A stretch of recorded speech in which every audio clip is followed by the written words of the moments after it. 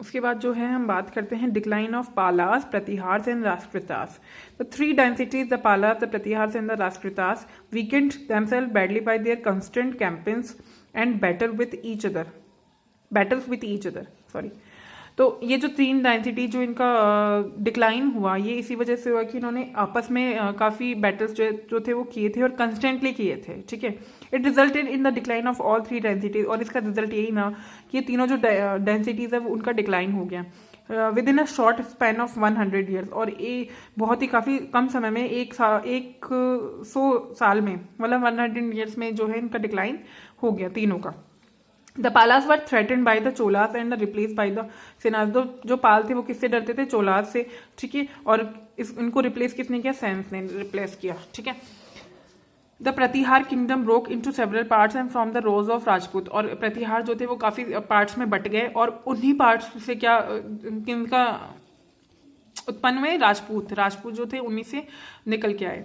The Rashtrakutas were replace by the Chalukyas. और राष्ट्रकूटास को किसने रिप्लेस किया? चालुक्यास ने रिप्लेस किया। ठीक है, उसके बाद हम पढ़ते हैं the Rajput. During the study of ancient period we do not hear about Rajput. अगर हम एंशियंट पीरियड की स्टडी करें तो हमको राजपूत के बारे में कहीं सुनने को नहीं मिलेगा। However the Rajput claim to be the descendants of the Kshatriya or warrior class of Vedic time. फिर भी जो राजपूत है ना वो क्लेम करते हैं कि वो क्षत्रिय और जो वॉरियर थे वैदिक टाइम्स में। ठीक है, they claim to be Suryavanshi. वो क्लेम करते हैं कि वो सूर्यवंशी फैमिली से है और चंद्रवंशी मून फैमिली से है। Some Rajput claims also consider themselves to be part the Agnikula. वो अग्निकुल से उनकी जनरेशन है, इस तरह से वो क्लेम करते हैं। Historian however believe that the Rajput were descendants of the central Asian tribes. फिर भी जो ये बिलीव किया जा सकता है कि जो राजपूत है ना डिसेंडेंट्स है किसके? सेंट्रल एशियन ट्राइब्स के। Like the sharks, cushions and हून जो हून होते हैं, शार्क्स होते हैं, कुशन उनकी ट्राइब्स हैं।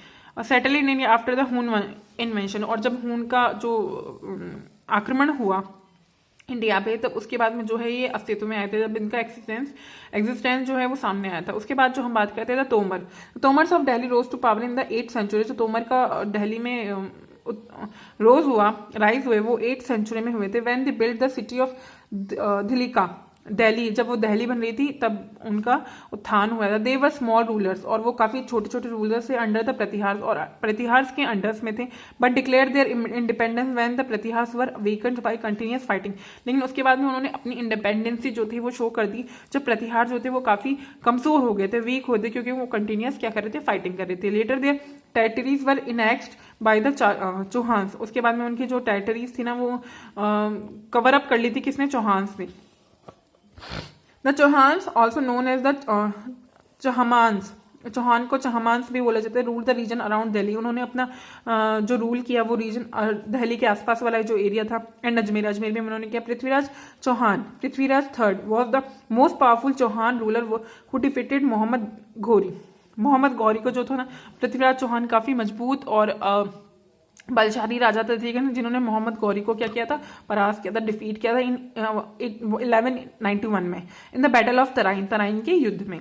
However a year later in 1192 Gauri defeated and killed Prithviraj. उसके हालांकि 1192 में ठीक है 1192 में गौरी ने फिर से पृथ्वीराज चौहान पे आक्रमण किया और उनको मार दिया। The Solankis and of Gujarat were also known as the Chalukya of Gujarat. जो सोलंकी थे गुजरात के, उनको गुजरात के चालुक्य भी कहते हैं। Siddha Raja was their most powerful ruler.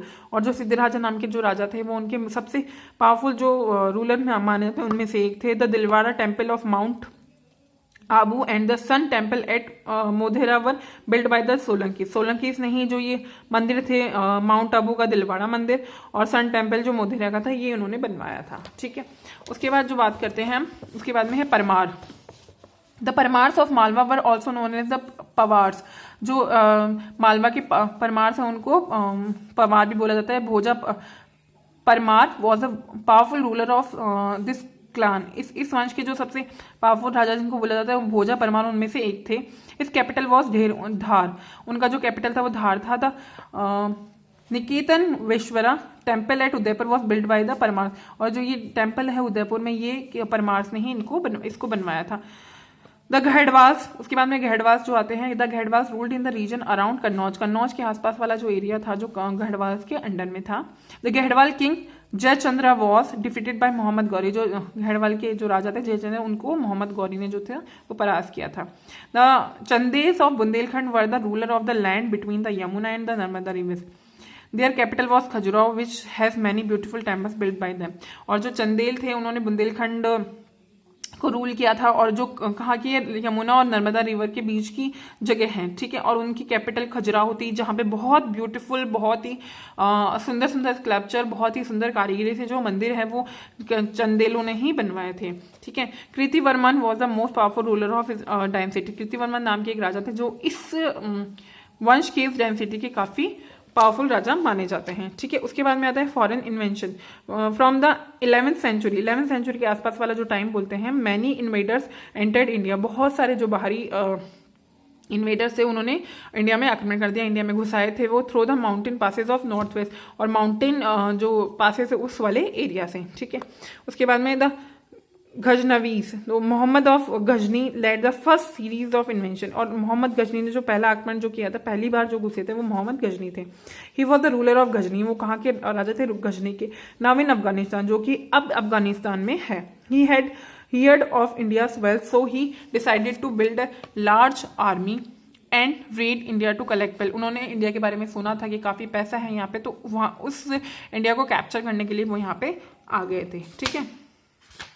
In a span of 26 year, 26 साल का जो टाइम था, ही इन्वेडेड इंडिया 17 टाइम्स, 26 साल के टाइम में उन्होंने 17 बार जो है इंडिया को इन्वेड किया था। His early raids were against Punjab and Hindu Shahi rulers. He defeated Jayapal and Andhrapal and got a large treasure from them. उन्होंने जयपाल और आंध्रपाल को भी हरा दिया था, ठीक है, और आनंद पाल को भी, ठीक है, और बहुत सारा जो खजाना थे वो लूट के ले गए थे। He attack various major towns in India, उन्होंने बहुत सारे जो इंडिया में टाउन्स हैं उन पे अटैक किया था, इंक्लूडिंग मथुरा एंड कन्नौज, कन्नौज में भी किया था। उन कब किया था? 1018 में किया था। ही स्पेसिफिकली अटैक्टेड द रिच टेम्पल, उन्होंने स्पेशली जो रिच टेम्पल जो थे, मंदिरों पे जो थे, उन पे आक्रमण किए थे। He broke the idols and took away the बूटी, उन्होंने जो आइडल्स थी वहाँ पे जो स्टैचूज थे, मंदिर की मूर्तियाँ थी, उनको अटैक किया था और वहां से लूट लिया था उनको, ठीक है, in the form of gold and jewellery, और गोल्ड और ज्वेलरी जो वहां पे थी मंदिरों में उनको ले लिया था। His most famous attack was the Somnath temple, उनका जो मोस्ट फेमस अटैक जो है वो सोमनाथ टेम्पल में जो है उन्होंने अटैक किया था गुजरात के, which he stripped off all its wealth, और वहां से उन्होंने सारी जितनी भी जो वहां के खजाने थे, वेल्थ थी, जितना पैसा था वो सब कुछ ले लिया था। Even the precious stones of embedded in the walls of the temple were removed, यहाँ तक कि उन्होंने जो दीवारों में बहुत ही खूबसूरत और बहुत ही जो रिच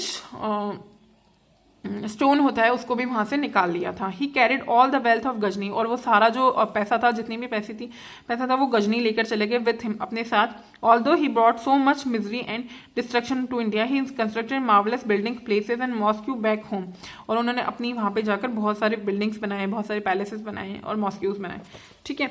उसके बाद में जो आता है Firdausi wrote Shahnameh in his praise, उन्होंने फिरदौसी नाम के एक राइटर जो उन्होंने शाहमना उनकी प्रेज में, उनकी तारीफ में, जो उन्होंने जो भी काम किया उसकी तारीफ में उन्होंने लिखा। Mohammad died in 1030 giving much desired peace to the relief people of India, और मोहम्मद जो उनकी डेथ हुई 1030 में हो गई, ठीक है, और उनकी मौत जो है इंडिया के लिए काफी शांतिपूर्वक, सुखद पूर्वक रही, ठीक है। उसके बाद में आता है द गौड़ीज,